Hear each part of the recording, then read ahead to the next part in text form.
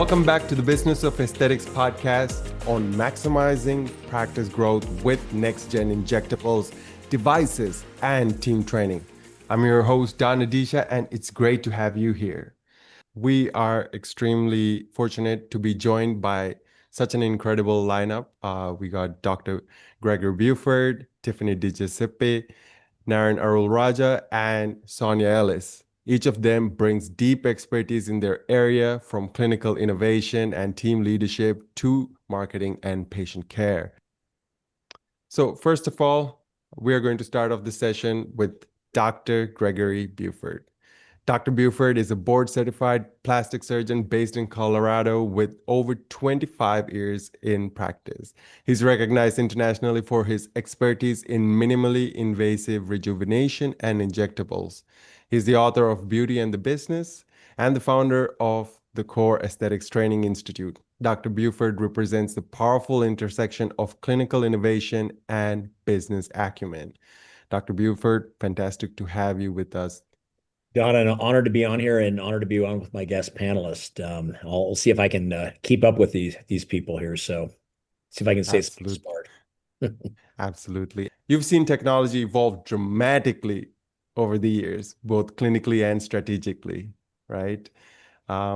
So with so many emerging technologies, how do you determine which new injectable or devices are worth integrating into your practice, both clinically and financially? Well, I think that literally is the $1 million question. I mean, for practices that are seven figures, that truly is the $1 million question. Because there's a lot of shiny objects out there. I mean, it's kind of like squirrel. Every time you go to a meeting, that there's this, there's that, there's this.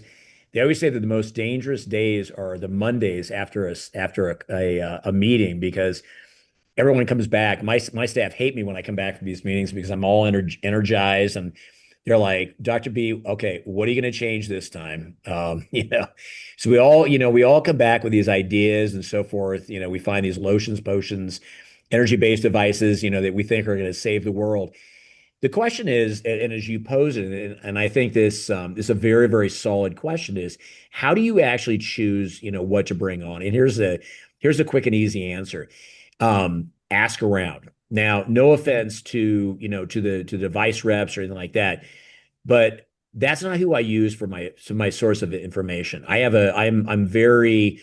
would say I'm very honored. I'm known and important, but I'm very honored to have a lot of some of my good friends, colleagues from around the world that are, mid-levels, MDs, that are, what have you, practice consultants, people that really know this industry. And what I do is I actually reach out to them. And so I reach out to them and say, you know what, there's a new device out here. There's a new energy-based device. What have you heard about it? Who's on its board? I always look at advisory boards. The scientific advisory board, to me, makes a huge difference. It tells me, are they getting the people that are really thought leaders? Are they really being, guided by a group of people that know what they're doing? I look at the C-suite as well, too. I mean, I've been in this industry for 2.5 decades, so I've kind of gotten to know a lot of these people. I know who's kind of, hate to say it, full of it, and who's not.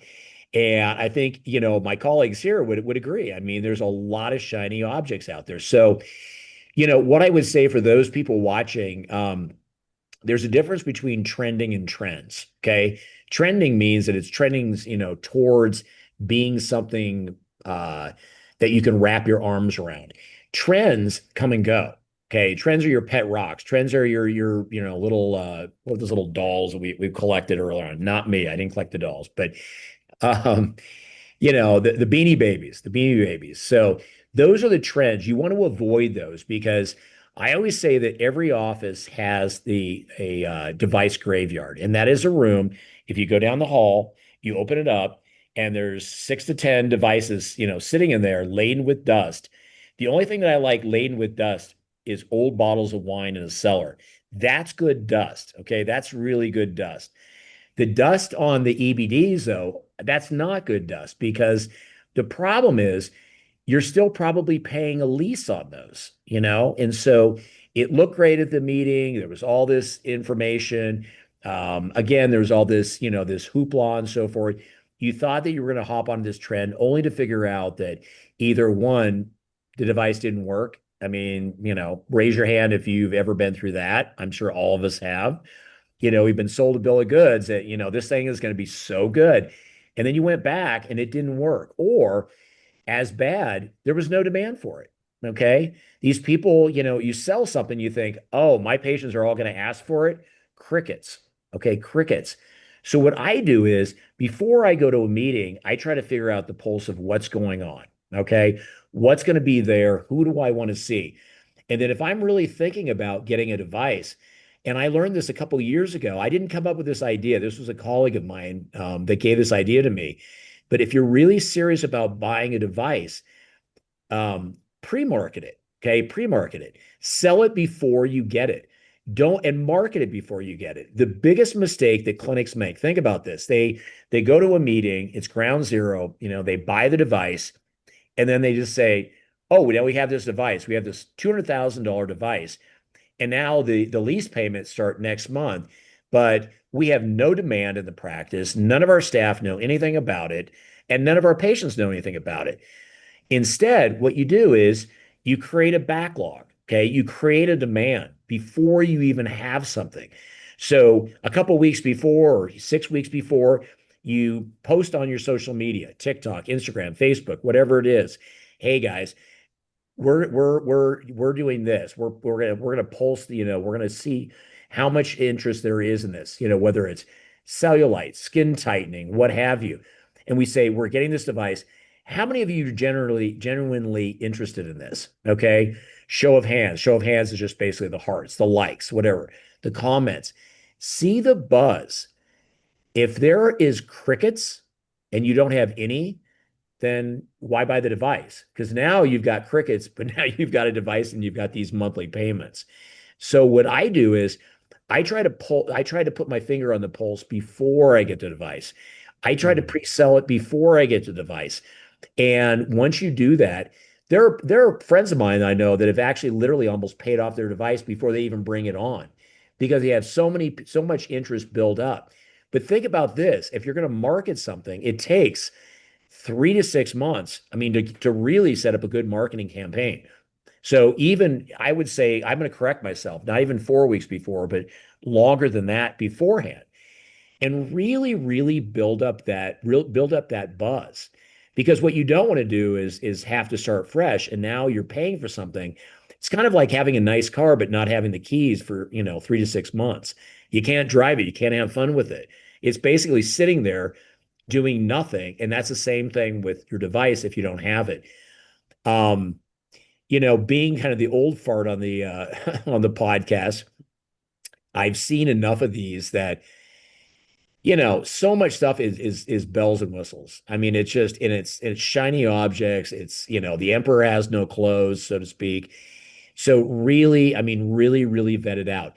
Also, look at your audience. Okay. Who is your audience? I mean, is your audience know your avatar? And this is something that a marketing professional taught me early on.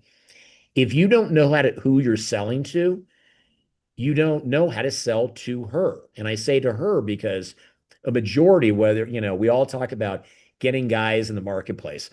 That's BS. I'm sorry. That's we're not as smart as the women, and we really are not. The reason that I look at, I lost my train of thought here. Sorry, thinking so far ahead. Okay, I'm having a senior moment. Help me out here. You were talking about know who to talk to, Knowing your your avatar. Oh, thank you. Yeah. Yeah. Thank you. I owe you. Knowing your audience. I'm so No, Yeah. I'm excited. I like interested. I want lost you to train of finish. thought here. Absolutely. Yeah. So know your avatar. I mean, this is so important because know how old she is, know where she lives, know her age, know her education, know all this stuff, because then you know how to speak to her. If you're doing something that you're selling to mostly millennials or Gen Zs, for prejuvenation, you're going to speak to them very, very differently than you're going to speak to my generation. Okay. Right. And also too, if you're speaking to more women, you're going to speak to them very differently, different language and so forth.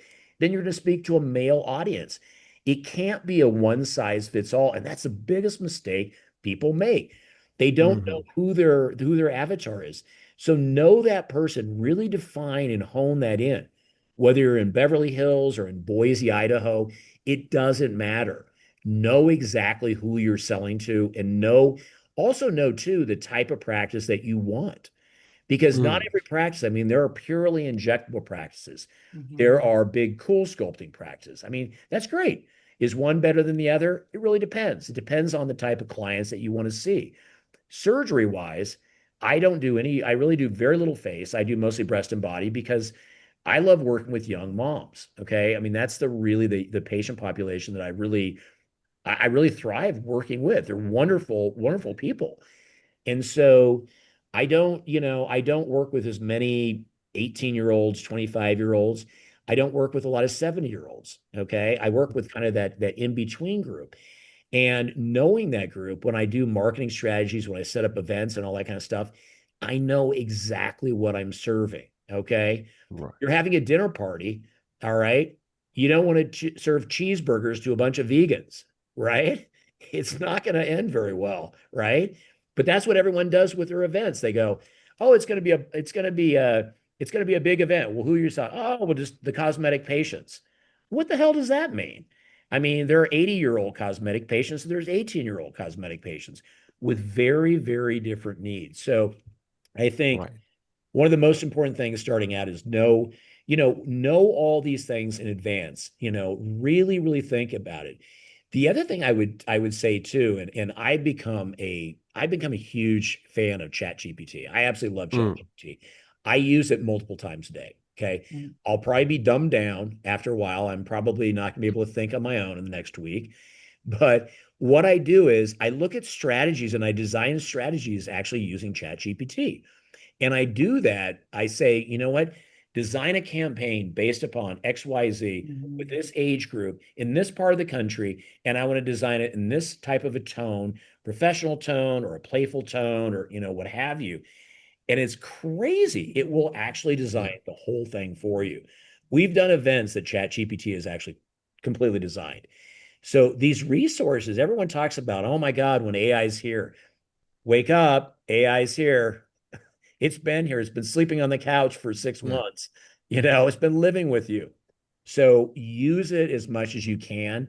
Use all these resources. The other thing I would say is working with companies, get to know the company. There's a saying that I love, and that's how do you get rid of a laser rep? Buy a laser, My laser. right? And it's so true. I mean, now I will tell you, I mean, big shout out to I'll keep it out of products right now, but there's only a handful of companies that I really enjoy working with. And there's a couple companies that know that are persona non gratis in my office because they're a real pain in the you know what. They really are. And the way that I see industry is, and this is something that I always have to kind of shiver when I hear people say this about how destructive industry is and they're so negative and so forth. They're people just like us. They're people just like us. And if you make it a win-win scenario, I work very closely at a very high level with multiple industry players.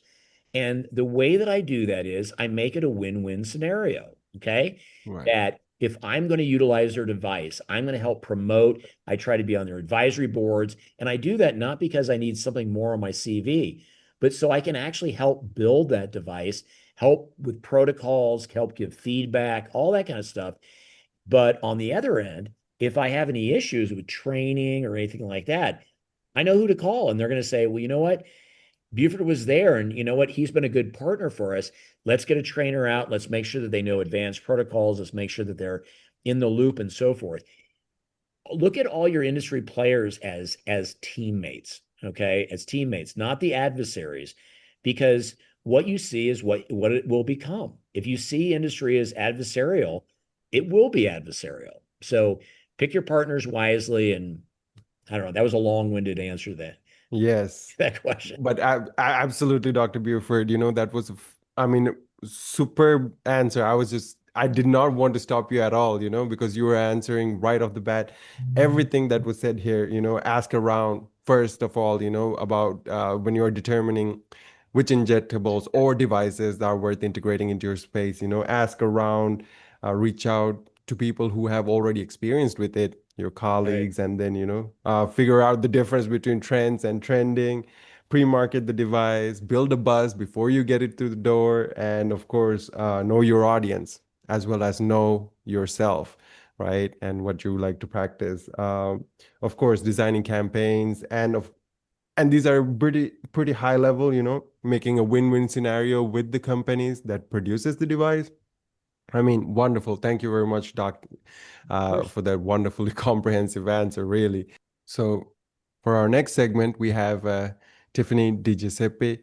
Tiffany is a veteran aesthetic entrepreneur with more than 20 years in healthcare and 14 years in medical aesthetics. She is the founder of Admire Aesthetics in Medford, Oregon, and creator of the MedSpa Success coaching program. Tiffany is known for scaling med spas to multi-seven-figure operations while maintaining culture and patient's excellence. Tiffany, wonderful to have you with us here. Thank you so much for having me. It's a pleasure to be here. All right. So, Tiffany, you live in the real world of implementation, turning strategy, what Dr. Buford just built on, into systems, right? So let's dive in. With new devices launching constantly, right? How can a practice avoid shiny object syndrome and strategically choose technologies that align with long-term growth? I love this. And it is, I feel like, one of the biggest caveats us as business owners face. We are in an industry where, just like Doctor said, there's so many amazing things that come to the forefront and new devices. And even though we may love them, are they a good fit for what we're building is really the purpose, right? You can buy, and I think we've all done it. I know I've had my fair share. I get to work with so many practices because I've made so many mistakes over the years. It's not an easy task. But I have spent hundreds of thousands of dollars in devices and come to find out they collect dust, or we call them coat hangers. They do sit in that closet. And that's a painful process when you are working so hard to build towards your dreams of having fruitful practices and serving your patients the most. So when we navigate that, I think it really goes back to the home base. And it really, what is going to serve your clients? Who's your ideal clientele? And he talked about an avatar. And really, that's the exact same thing as what I call an ideal client, because you're building this person. So when we're establishing our practice, I like to take it to the starting point and say, what is your purpose here? What is your purpose? Who do you want to serve? And I go as far as having we name who that avatar is. This is who she is. This is what she drives. This is how old she is. And these are the things that she struggles with. Or this is what she's hoping for. This is what she wants to change. And then it's easy when you have such a clear picture on who that avatar is and who you want to serve to know if a device aligns in that category. So I think that alone weeds out a lot of the shiny objects. There was a really neat acne device that came to market a few years ago, and I so badly wanted it because there's so many people I love that I know have struggled with acne. And I thought, this is a breakthrough. This is amazing. It's a phenomenal. And yeah, I could get it. The reality is it's not a fit. And as much as I love it, the people I'm serving wouldn't find a benefit in it. So it does go back to that and really mitigating right from the show. I'm looking at this device. This is the problem it solves. And does that align with what my ideal client or my avatar's problem is? Is it going to benefit them to have this treatment and service? And if it's no, then it weeds it out real quick. And if it is up for yes, then we jump through, start really lining up the dominoes for looking at the studies. And he hit a lot on that in his talk a few minutes ago about, looking at the basis and talking to colleagues. It's so important. I have so many amazing groups that I'm blessed to be involved in, and people I've coordinated with through many years of, I can bounce it off of them. Hey, do you have experience with this? What's your feedback? I can put a chat in a group and see, I can get the pros and cons on what people are experiencing from it. So it's important to have that network, and we all need it. It's a support team. And we take for granted how valuable that can be, because I am in the same place. Don't listen to the reps. Their job is to sell you a device, you know. And a lot of them I actually have learned over all my years in here to really love. But I do see them go from one company to another company to another company. And we experience that over time. So their job is to get that device in your practice. And they will show you all of the great stuff about it. But we want to know the cons, right? Just like we're going to relinquish to our clients when they're doing those services. These are the pros and cons. There's a transparency is huge. And the people who are going to be the most transparent with us are people who are not invested in our success or the product alone. So, yeah. Yeah. Sorry to cut you off. Please continue. Oh, you're fine. So having that resource of availability to go to someone and, you know, say, hey, what is your experience? What do you like? What do you not like? And then looking at aligning with all the clinical studies and all the different rapport that's with it, you can create a really good blanket to know if this is going to be a fruitful device. I love the idea of putting it out there on social media. Putting it out there in an contact or when you're meeting with the clients, your teams are there. Is this something you would be interested in? Surveys are great. If we were to bring something new into our practice, what would be an area of interest for you if you're really wanting to know what your ideal client is struggling with? So there's a lot of avenues to take, but I think those are really easy ways to mitigate part of that shiny object syndrome right out the door. Tiffany, I had a quick question just to follow up, Disha. So let's say you have an existing practice, right? Let's say you're doing $1 million in revenue and you're going to make this investment. And Dr. Buford said this, and you said it. A lot of people invest in shiny objects and then it's a waste of money. So how do you kind of figure out, hey, is this going to work for my ideal client? In other words, is there like a simple exercise you go through and do some calculations? Sorry. Oh, you're okay. So yeah, ultimately, I love the option to a survey. So the people who are already engaged with you, and I've had a lot of the practices I work with when, especially as they're, you know, newer and they're saying, okay, well, we have these and we're doing really good. We're ready to expand and bring in another device. Then they have multiple avenues they can come from. And we list a few, you know, would you like to treat cellulite? Would you like to smooth out fine lines and wrinkles? Are you worried about fat? Would you like to do contouring or muscle? But you can put that in a little survey, and then everyone who comes in, just, hey, if you wouldn't mind taking a moment, give us a little feedback, because then you're hearing it straight from the people who are already investing in you. You're knowing right there where your fruit is, where to put your money. And if you run that, say a month, 2 months before, you start really looking at devices and you can say, okay, look, we're seeing 80% of our people are really hungry for something that helps with fine lines and wrinkles. And then you start dissecting those devices instead of looking at so many different options. It helps to narrow it down. And then taking it a step further, yes, posting it on social media. Hey, these are the 4 things we're talking about, or devices, or, you know, give me a thumbs up or rate them from 1 to 4. What would you have the most interest in? But getting people's input and getting people involved, number one, it's helpful because they know that you care about their opinion and how you're going to service them the most. So that speaks gravity on building that culture with your clientele. But it also alone really stands out and helps you dictate devices because you're hearing it from people who are already investing in you. Right. So what I'm hearing here is like to avoid that shiny object syndrome, Tiffany, and strategically choose technologies aligning with long-term growth. It seems like you're trying to find out the problems in the market and then offering your device as a solution. Is that the better way to think of it, instead of buying the device first and then hoping the market appreciates it? Yeah, 100%. And I would say to even get a little more precise than just the market, I think it's really your clientele, because that's different per demographic, right? Some of the practices that I work with are in large metropolitan areas, or we're in Beverly Hills, New York City, where people, what they're wanting is different than people in a different area. You know, a couple of my practices are through the Oregon corridor, and there you're dealing with people that are country. They want more natural results. They don't want anyone knowing they've had something done. So it's really specific to your particular demographic, who you're wanting to serve and what your client's problems are. Absolutely. Right. Right. And what do you think are the key factors in building a high performance team culture that supports growth? So building teams is probably something that I love the most because I do feel like there is not a recipe that fits all for every practice. And I take that all the way back to what are the core values? What is the purpose? And when you hire anybody, do they align with that? Because a lot of it, yes, we need the experience to a degree, but we can't teach people core values.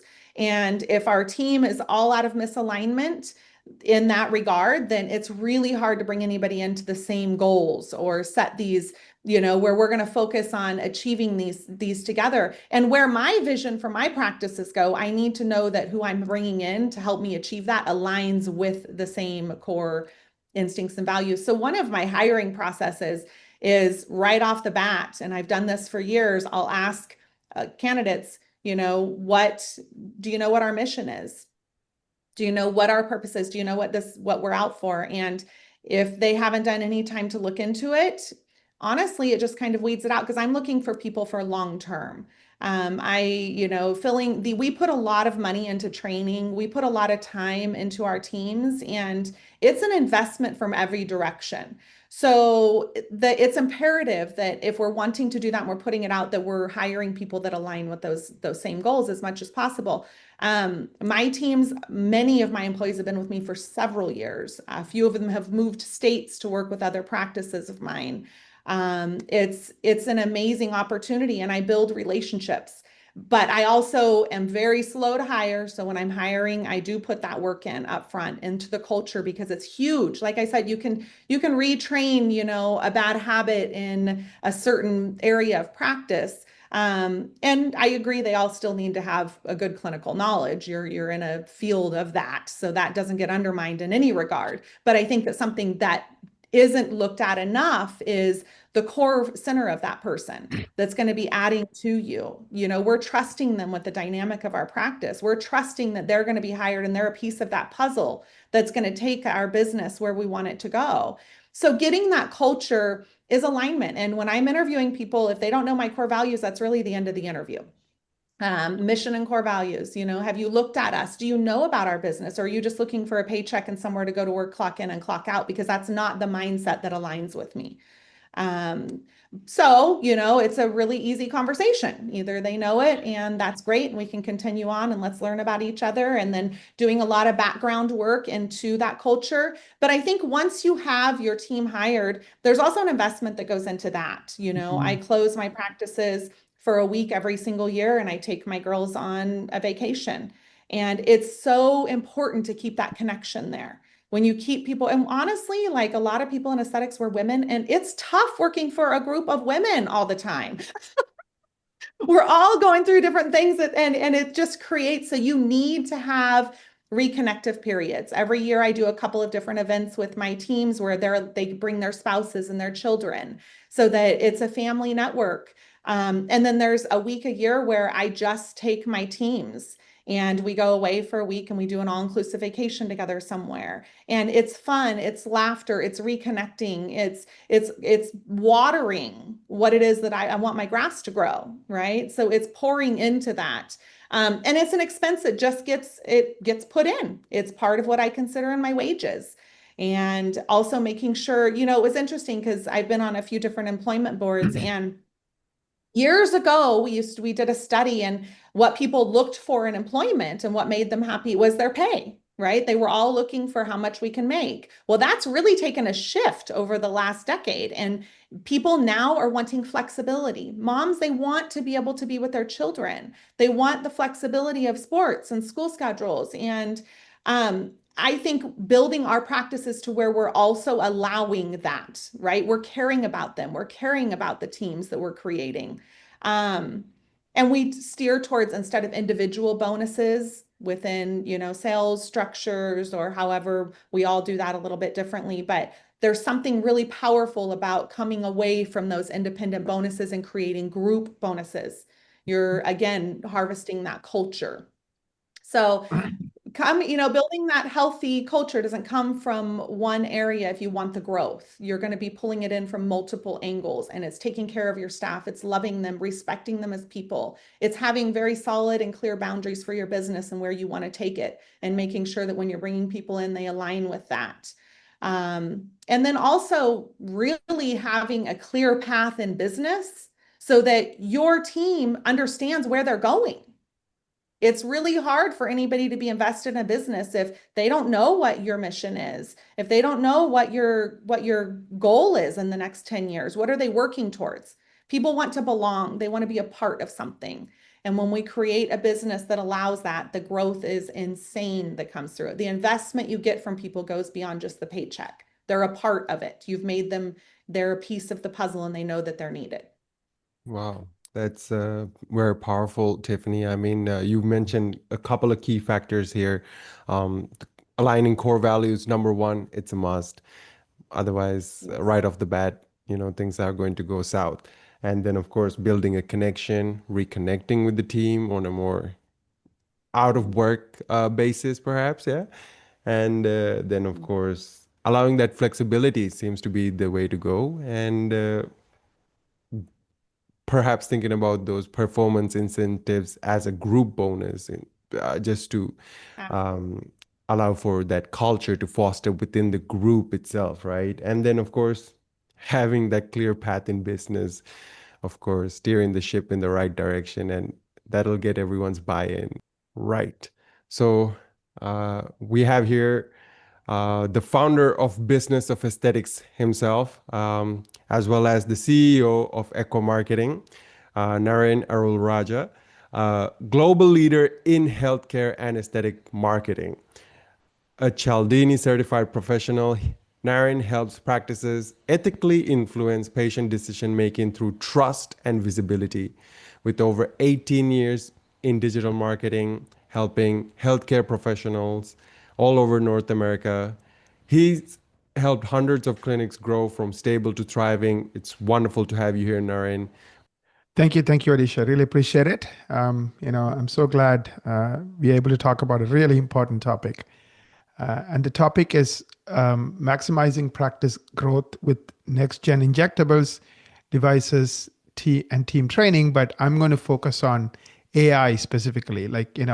How is AI? Because everybody's talking about AI, and we all know AI is here to stay. And I love the quote from Bill Gates, who said, people will overestimate the impact of the internet in the short term, but they will underestimate the impact of a transformational technology in the long term. I do think that's exactly what's going to happen. You wake up 20 years from now, you won't even recognize the lives we're going to lead. I don't know what it's going to look like, but I know there's going to be tons of robots. Humans will just, do the things they want to do, not the things they have to do, because robots will do everything else. But anyways, I digress. But so it's going to be fun, kind of, how do you navigate 2025? We're already seeing it, right? Companies are not hiring people. I mean, supposedly people are investing trillions of dollars, but it's not turning into jobs. Why? Because Amazon already said they will eliminate 500,000 jobs within the next 10 years, where robots will replace people. And these are not theoretical, conceptual things. These are happening today. So it's kind of a stressful time, but I think you can play it to your advantage. So hopefully you learn a couple of things about AI and how to use it from a marketing perspective. Absolutely. How to use it as well as how to lead it. So let's talk about that, Naren. AI is here to stay, as you mentioned. How can practices not get left behind in the age of AI, but rather lead? Yeah, I'm going to really focus on marketing, which is my domain as the founder of Business of Aesthetics. I also founded the Aqua Marketing digital agency. So that's the space where I live and breathe. And we have a team of 300 people who live and breathe with me. So obviously the big hype is all around ChatGPT. And one of the questions I get a lot from my clients is ChatGPT going to replace Google? And it's a fair question. And a lot of research has been done on this. In a nutshell, today, the amount of people who use ChatGPT the way Google is used to kind of quote unquote search is 1 to 100 and 386. In other words, Google search is 386 times bigger than ChatGPT when it comes to those queries. Yes, we use ChatGPT for summarizing an email, drafting an email, summarizing a document, but Google is used 12 billion times a day. ChatGPT is used 180 million times a day. So it's like order of magnitude 300 times bigger. So now I'm not saying ignore ChatGPT, but just keep in mind, even if ChatGPT were to 6x, it's going to be hard to compete with Google. And the reason is humans are creatures of habit, and Google has become a habit. Google, local search is used 5 billion times a day. Google regular search is used 12 billion times a day. That's how people do it. Now, Google was kind of lagging behind, but over the last, 2-3 months, Google has come roaring back. And the reason is they have the most data, up-to-date data of any company on the planet. They have the most compute of any company, meaning servers and infrastructure, because, they make 400 billion in revenue. So they just throw 100 billion every year in building their tech. So obviously you saw that in the stock price. Google stock price went up by $1 trillion in the last 2 to 3 months. So I do think Google is where it's at today. And I just want to show you some numbers so you understand what I mean. At the end of the day, marketing is about getting people to know you, like you, and trust you. So you want to make sure you are capturing as many people as possible. So this is one of our clients and their monthly report, the Thrive Portland. So in the city of Portland, in the month of September, 119,000 people saw Thrive Portland on Google, just on Google alone, right? 119,000 people. And why did these 119,000 people see Thrive Portland? Because there was a total of 539 keywords and phrases these people typed in, where Thrive Portland was the answer that Google showed them in the top 10 results. Meaning, when they typed in whatever they typed in, Thrive Portland showed up 10 times. In the top 10 results, 539 times. And that turned into 471 inbound calls.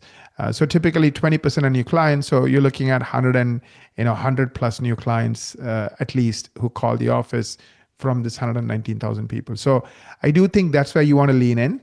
For example, skin tightening Portland, 468 people typed it in.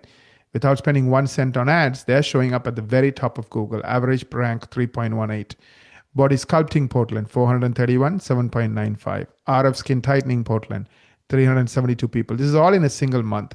So you want to make sure whatever people are typing in, you are showing up consistently at the top of Google results. So I don't want to, go on and on and on because, there's literally like 500 keywords, but I just want you to understand how the world works. So step one is when people are doing these kind of searches, you want to show up. Now, Google has come up with something called AI mode and AI overview. So AI mode is where you literally, like ChatGPT, go to a separate session, part of Google, and start doing search. It searches a bunch of 50 websites and tell you what the answers are. Now, very few people are using AI mode because it's not default and it's not normal. Of course, there are certain cases where AI mode is wonderful. So let's say you have a landlord and the landlord is giving you hell. You might say, hey, Google AI mode, tell me based on the laws of whatever state you are in, how can I draft a letter that would be kosher, in that state? Boom. Google goes, reads up all the laws, figures out what your rights are and what your rights are not.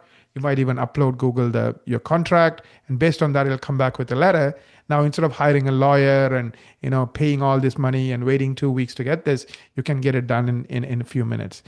But AI overviews, think of it like an AI summary. So if I were to type in a query like, Botox prices in Portland, Google knows the person wants to get a, kind of a paragraph answer.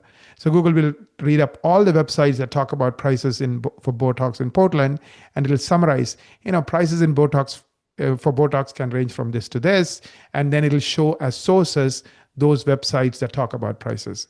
So now you want to make sure you're showing up in the AI overview as well as regular search. Regular search is, Google Maps, regular search, and so Google is looking for what's called intent. So in other words, if the person typing in is looking to find a business or information, it'll give you direct answers. If the person is looking to, get a summary, then it'll give you, that paragraph answer. But either ways, you can be embedded in it. So anyways, that's my 2 cents on like how to think about this and how to respond to it.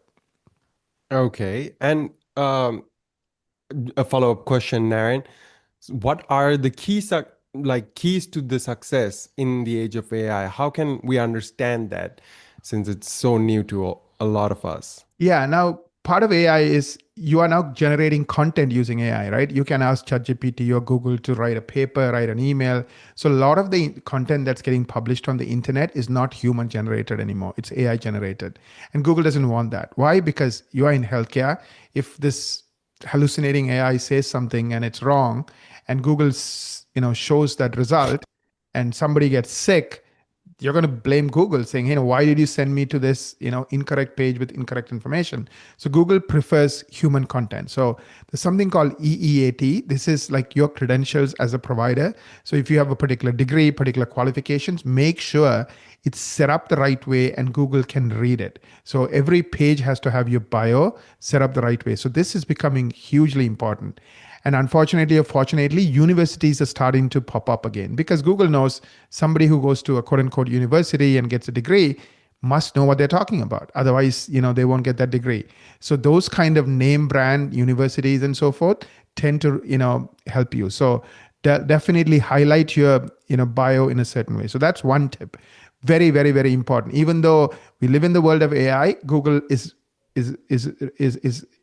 prioritizing human content from qualified professionals. So make sure you're doing that. Second thing is Google used to have something called Google Lighthouse Code, which was looking at your entire website and what you're doing and everything else. Now it's replaced by something called Chrome UX. Now, in the old days, you could target specific keywords and do specific things. Now you shouldn't. You should do what Google is telling you across your website. So if you have what Google considers a good website in all kinds of ways, Google is going to reward you. If you have what Google considers is not a great website, Google is going to punish you. So a lot of the hacking, like where you target one or two keywords, is not going to work for you. So do the right thing and Google will reward you. Do the wrong thing and Google will punish you. I'm sure some of you may have heard me say that, paid ads are 10 times more costly, which means SEO is limited to only like 3, 4, 5% of you. Like the Thrive Portland example I showed you, he's in the top 1%, or that practice in the top 1% in entire Portland when it comes to ranking for 500 keywords and seen by 100,000 people, right? So it's getting harder and harder. So the only way to overcome that is do everything Google wants precisely the way they want it. And if you do, you will have an unfair advantage when it comes to people seeing you, tens of thousands of times. Right. And last thing I want to mention is a lot of other metrics are changing. We used to love, visits to the website. Now you don't need to go to the website.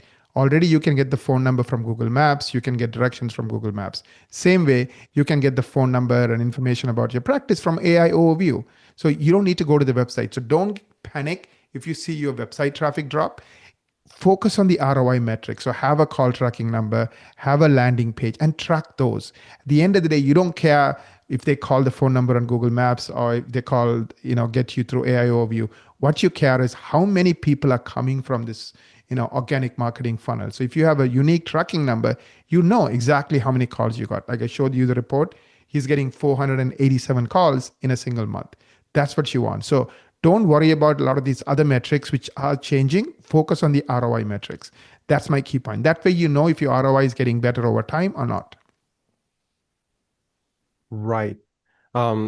So Naren, some of the keys, as I understood it, to success in the age of AI is definitely not to be so focused on AI, because Google absolutely knows that AI hallucinates and that content generated by AI can't be 100% trusted. So definitely Google has doubled down on appreciating human content produced by credentialed professionals. So keep doing that if you are already. If not, it's a great place to start at. And then, of course, focus on what matters. Focus on ROI metrics and not the vanity ones, such as visits to website. Because with AI overview, we are seeing that zero-click issue coming up because no one is really moving into your website, right? But nevertheless, they can get your phone number straight out of the AI overview if you had a good EEAT. Now, Naren, Equa has dominated the search market for the past nearly 2 decades, right? So now how is Equa helping practices in the age of AI? And what should practice owners look for from their marketing firms like Equa?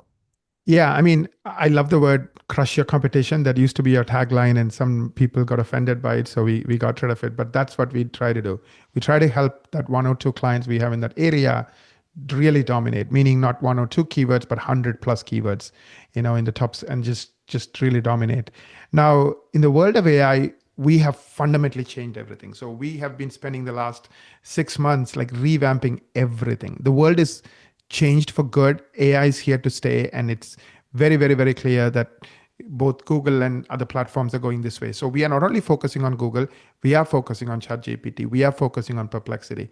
I mean, we think the chance of, ChatGPT becoming even 5% of Google when it comes to search and, finding a local business is very, very low, because they have to like quadruple or grow 5x.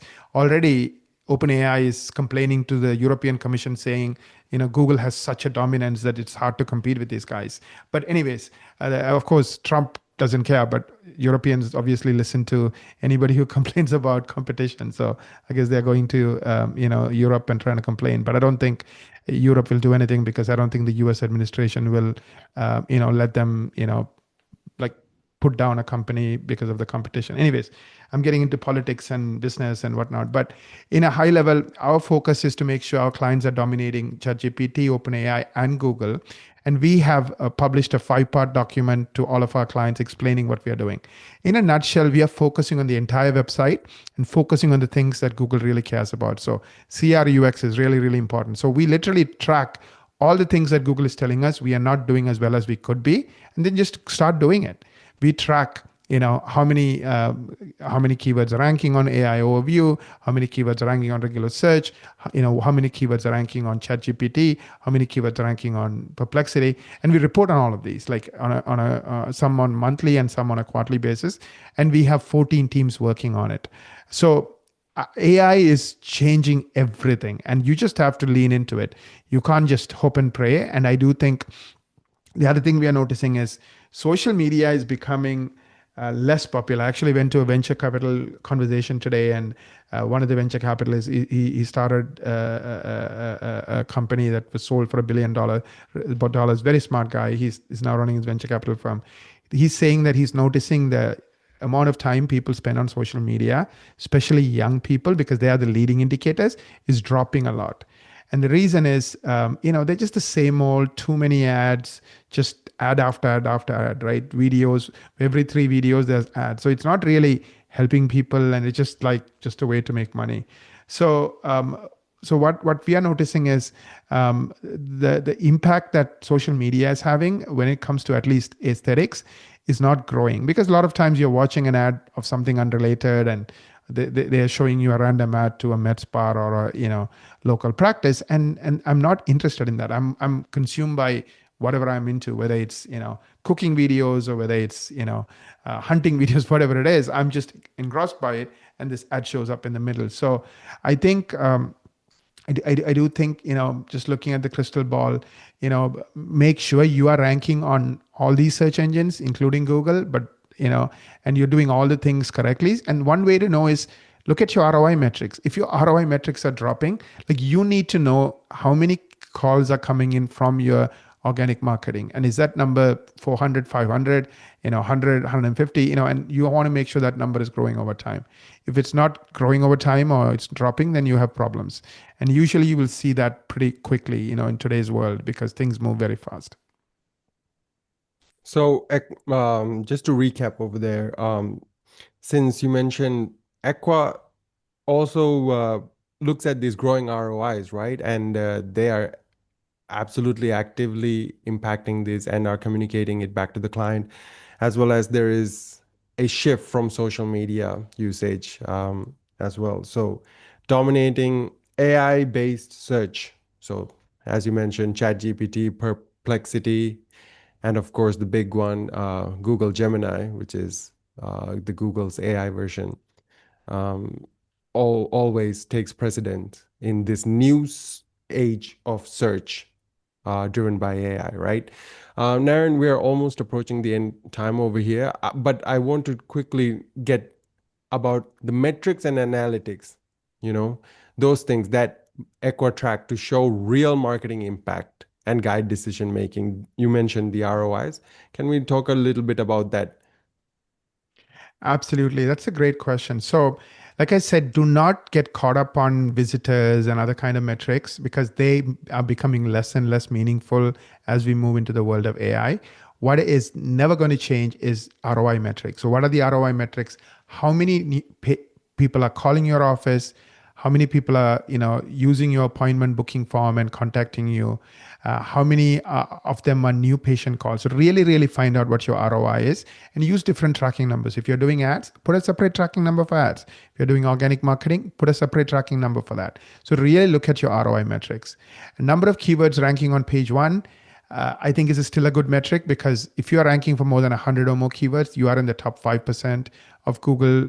In other words, you're going to get 95% of the traffic. The top 5% gets 95% of the traffic. So that's still a good metric.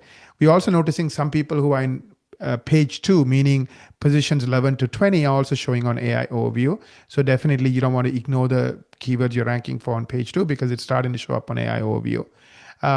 And finally, how is Google seeing you, right? So we use all kinds of analytics. If you look at our monthly report, it's like, reading a very comprehensive, multi-tab, multi-section report with all kinds of things. So all the things that Google is seeing, and of course, also, you want to see how ChatGPT is seeing, how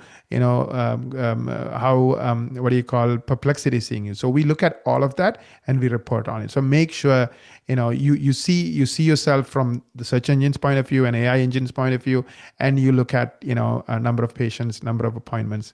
The other thing I would focus on is call conversion percentage. This is a huge problem for a lot of practices.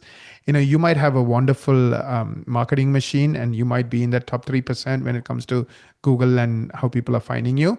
But what if your phone experience is average? Average phone experience today in med spas is 1 out of 3 new patients are booking appointments. So if you are in that same boat of 1 out of 3 new patients are booking appointments, then you are not going to do well.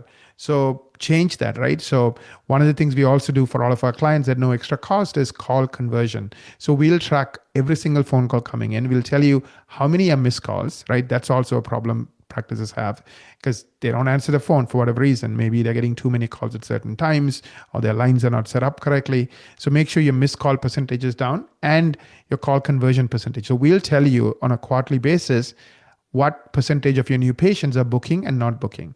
Now, if you are like the average, just by fixing that, you will double or triple your business. And we do offer an optional service called coaching service because we are noticing many clients just by fixing the way the phone is answered can double their business without spending $1 more on marketing. And finally, if you want an in-depth analysis of all of this, I would recommend booking what we call a marketing strategy meeting. The link is businessofesthetics.org/MSM. We look at your competition. We'll tell you how well they're doing versus how well you are doing. We'll get to the root causes. Why are you doing well or not doing well? There's typically 6 types of things Google is looking at. So if those 6 types of things are exceptionally doing, you are in the top 5%, you're going to, do well when it comes to ranking and dominating Google. If you're not, you're not. I do think Google is the king when it comes to search, and that's just not going to change. So I do think focus on Google, don't ignore ChatGPT, don't ignore Perplexity just in case, but really lean in and like own this space, like dominate your space. People don't trust ads, right? Because their first thought when they click on an ad is, what's wrong with this picture? Because if they're good, why are they spending money on ads? So I do think, having that organic strategy is really powerful. Absolutely. So we have next with us over here, Sonya Ellis. Sonya Ellis is a certified plastic surgery and aesthetic nurse with over 15 years in aesthetics and nearly 20 years in surgical care. She leads the LAB or Lab Med Spa in South Lake, Texas, specializing in advanced injectables and combination protocols. Sonya represents the heart of the patient experience, and we are delighted to have you here with us, Sonya. Thank you so much. I need to update my bio. Yeah, a little bit, perhaps. I guess I've been talking with y'all for like 5 years now.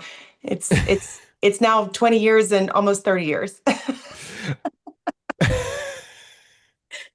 Makes me sound Well, old. no, that just backs up the fact that we have the right person here with us for this conversation.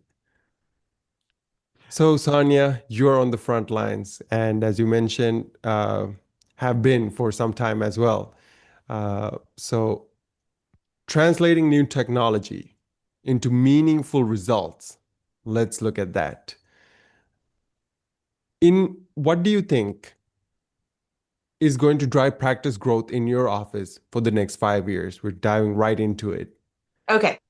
So I come from the plastic surgery world. So back in my day, the plastic surgeons decided that they didn't want to hold needles anymore. They would rather be in the OR doing a $7,000 boob job rather than slinging, neurotoxin and fillers. And so they just handed us the syringes and we were just like, okay, and that's how, aesthetic nursing was born. So neurotoxin is your number one thing that is ever going to be done in your aesthetic practice, whether you're in plastic surgery, whether you're at a med spa. And we don't make any money out of it. We all know this. Neurotoxin is a loss leader in our office, so is laser hair removal. But why they're still important is because it brings the patient into your office, and then it's your job to transverse that patient into all the other areas of your office that could become valuable to them.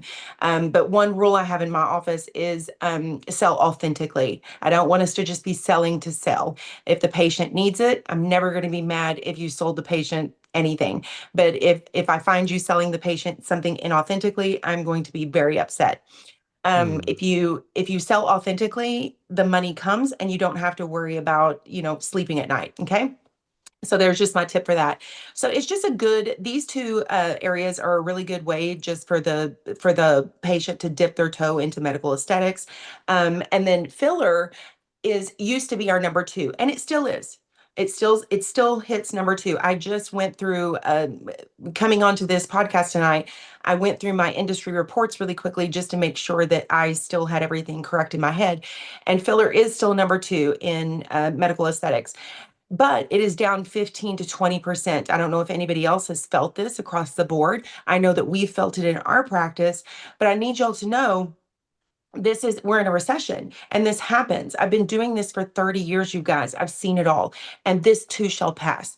And the good news is that they're just looking for more regenerative properties. So you just need to diversify your practice in order to give the patient what they're wanting right now. But it has to be authentic to you and your practice. So, I love that everybody has kind of talked about that. Know your avatar, know who you're selling to, and make sure that your patients want what you're about to be slinging. Okay, so when I say regenerative, what do I mean? The top treatments that I have found that the patients are looking for right now is biostimulators, but that's been going on for a long time. It's just way hotter than it used to be. HA always topped biostimulators. Now the biostimulators are kind of like breathing down HA's neck, right? So that's your Radius or your Sculptra. I don't know if we can say brand names, but those are the two most popular out there. There's a couple of more out there that I don't prefer, but that's neither here nor there. Obviously, PRP, PRF, that's been around for a really long time. We've got some new stuff coming out. I think Dr. Buford was trying to hint to that. And so he's saying be careful with that because it hasn't been studied. There's not a lot of white papers, and I agree with him. PRP and PRF, there are tons of white papers behind these two technologies, and they actually work. And so, and we know that the patient's going to get a good result for the money that they're spending. The two that he's probably talking about, or because we don't have polynucleotides over here yet, that's only in the UK, is the exosomes and the PDGF. And I'll get into more on that later about how I feel about that in my practice. But for right now, I'm just giving y'all a list. Obviously, lasers. Lasers have been around for a long time, but they are having their glow up right now because people are wanting more regenerative medicine. They are wanting things that are going to last more long term. And lasers, we all know, are going to stimulate a lot of collagen and fix a lot of problems for the patient. Obviously, functional medicine, we all have talked about that regenerative medicine it's here. Like Noreen said about AI, it's already in your house. Like you might as well just deal with it. So I'm not saying that you have to put functional medicine and weight management in your practice, but I'm telling you, your patients are wanting it at this point. They're wanting a more holistic care for themselves from the inside out. And I'll get into more of that later. And of course, weight management. Oh dear God, the Kardashians just like issued in GLP-1s in 2021, and we just never, everybody's booties are gone, just overnight, right? So the good news for the plastic surgeons, Dr. Buford's not on here anymore, but I'm sure he would agree with me if he still was. And that is, yeah, all the negative press that the dermal fillers have been getting lately, the plastic surgeons are just busier. So I mean, they're sitting pretty, like they're getting more facelifts, they're getting more eyelid lifts. So good for them. And then also all the GLP-1 usage has increased body treatments for them. Everybody has lost so much weight. It's going to create non-surgical treatments for us, and it's going to create surgical treatments for them. So I need people to not think negatively about things. I want you to just think about your practice, switch, pivot, do what you need to do what your patients are asking you to do. So last but not least, menopause. Finally, oh my gosh, y'all's Willie doesn't work and y'all have 3 different drugs on the market within 5 years, us girls have been suffering for like decades, eons. And so menopause is now having a moment, and I am loving this for us. So, they what are the women that patronize our offices? As Dr. Buford said, he's like, forget about the men. I think men are still only 12% of your office.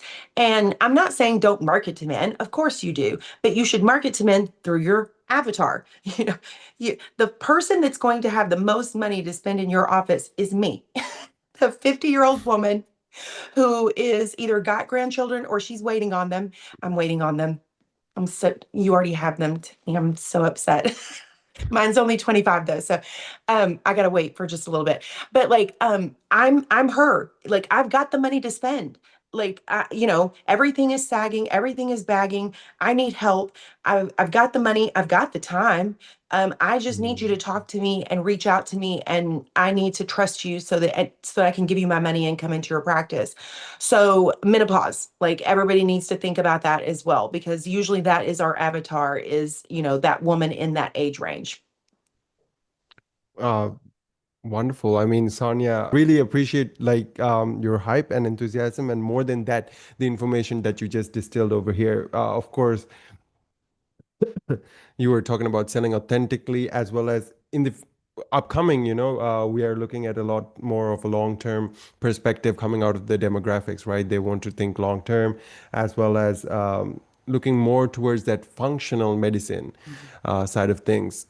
And absolutely, as you mentioned, that was a great overview of, the specialized area of medicine where it's headed.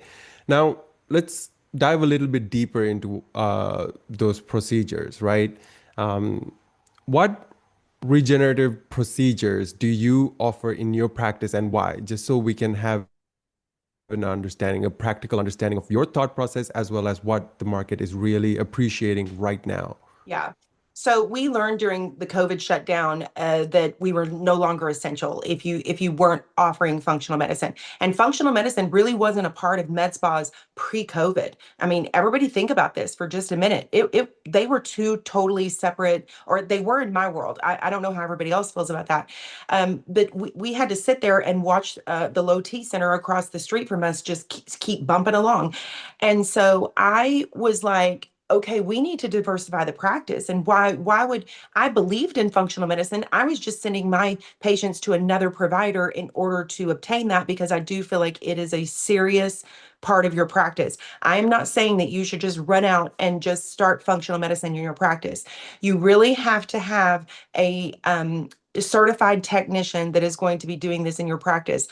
You cannot be a jack of all trades and a master of none. That is the easiest way to lose your patient database, is that you're just kind of willy-nilly like doing everything and you're not doing a good job at anything. So medical wellness, functional medicine, and longevity, they are rapidly growing fields in the world of aesthetics. The shift reflects a broader movement as people increasingly prioritize long-term health and well-being alongside their aesthetic goals, meaning the patient wants a more holistic approach. So my husband is our medical director, and he runs the functional medicine and weight management side of our practice. And he also runs all of our aggressive lasers. And I run the injectables, the threads, the skincare, and our motto, he came up with this and I love it. He's like, I'm going to make them pretty on the inside and you're going to make them pretty on the outside. And I was like, absolutely. We're just going to meet in the middle, right? So we have to help educate them and elevate the standards of health and regeneration. It's critical. Even the most basic laser relies on triggering a cellular response in the skin. If those cells are not healthy, then how can we expect the best outcomes from our patient? So really, in a menopausal woman, the skin is thinning. Do you really think she has as many fibroblasts as she had in her 20s? She doesn't. So, that's what I'm trying to say here is I'm not saying it's for everybody, but I'm just saying, please think about it, because I do think this is where, aesthetics is heading in the future. I mean, it's already here, but I think it's going to become more robust in the next 5 to 10 years. So this underscores the importance of a comprehensive view of health, where aesthetics and well-being are intertwined, offering patients a more balanced path to both looking and feeling their best, focusing on treatments that support natural healing and long-term repair rather than just a short-term fix like neurotoxin, right?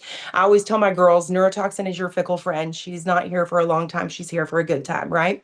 So functional medicine and lasers and biostimulators, those are your ride or dies. I mean, that's your kindergarten friend that you call at 3 a.m. She's already got the shovel. She doesn't even know where y'all are going or what you're doing, but she's in, right? So that is where people need to be spending more of their dollars, in my opinion. And that's where our office is heading. So these are all the regenerative procedures that we already offered in our office pre-COVID. Okay.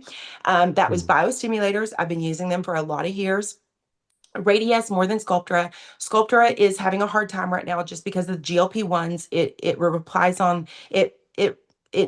It needs that inflammatory process, and the GLP-1 is stopping that. I'm not saying don't use it, but I'm saying be careful with your GLP-1 patients. And then PRP, PRF, I've been using that for a really long time. I absolutely adore it. We also hyperoxygenate ours with our ozone therapy, and then we go ahead and inject it. So we kind of zhuzh our PRP, PRF a little bit, because obviously our patient database is a little bit older and their blood isn't going to be quite as good. Obviously, lasers. Guys, if you do not have a laser in your office, yes, they're expensive. It's not what I'm saying. I mean, I get it. It's like buying a Ferrari, like Dr. Buford said, and you want to make sure that you can drive it all year round, right? But a paid off laser is going to be your biggest revenue source until they change the handpiece and make you purchase a new one. But there's some good ones out there that you'll keep them for a very long time. So if you don't have a laser in your office, please rethink that. And then just make sure that you have the patient database to support that. I agree with everything that Tiffany and Dr. Buford have said tonight about knowing your avatar. Please send out the survey, make sure that they want it, and make sure that you have patients lined up before you even purchase that laser, or you are going to be in a world of hurt. These devices are $200,000 plus. And when you have no patients on the table and that first payment comes up, I mean, it is like, it's just sickening. Like I've been there. I have been there. Now, what did we add to our office post-COVID? We added hormone optimization. As I said, we ordered blood. We now draw blood in our office to make it very convenient for our patients. We do peptides. We do IV therapy. We do ozone therapy. We have weight management. We have nutrition and exercise recommendations. And then we sell supplements and collagen powder. Everybody that's on the GLP-1s loses a lot of hair. So hair restoration has been on the uptick since 2021. It took about a year for us to figure out that everybody was losing their hair. Everybody was getting malnutrition in their nails. And so about 2022 is when we started seeing an uptick on hair restoration. Body treatments, after losing all of that weight, patients are wanting tightening. I usually tell the patient, wait 6 months to a year, see what your own skin is going to do. If it has not tightened back up, call me. If it's past my pay grade, I'm going to send you to one of my plastic surgeons. But there's a lot that we can do in the office with radiofrequency microneedling. Exosomes and PDGF. Yes, we have them. Are we injecting them? Hell no. There are not enough white papers behind them. So we will use them topically, but we will not inject them. I know a lot of injectors that are. Everybody has to make their own decisions about their practice and what they're willing to do. I'm not willing to do that. So those are all the ones that we've added post-COVID. And as I want to say, I don't believe that you can be a good at 3 things at more than one time. So I need you to know the functional side of the practice, that's all they do. They don't inject. They just take care of the patients. On the injectable side, that's all they do. We do have a couple of people that will pick and choose a couple of things, and they will straddle the fence a little bit. But one does weight management, and then she also injects. That's it. Okay, that's all right. That's doable. But like, I don't want you trying to do everything. It's a horrible idea. Okay. So really, we are looking at a much more personalized approach for the patient, is what I'm hearing, as well as, of course, functional medicine, as well as rejuvenative treatments are really on the rise. And of course, a comprehensive view of understanding your patient demographic, your patient database really allows you to make that decision, right, Sonya? Yes. Absolutely. And with that being said, we will be wrapping up the session here, and it has been a very important and perhaps an eye-opening conversation. And if you're not already following the Business of Aesthetics podcast on your favorite platform, take a moment to do that. It helps more aesthetic professionals access conversations that truly move the industry forward. I'm Don Adisha, and this has been the Business of Aesthetics podcast. Thanks for listening.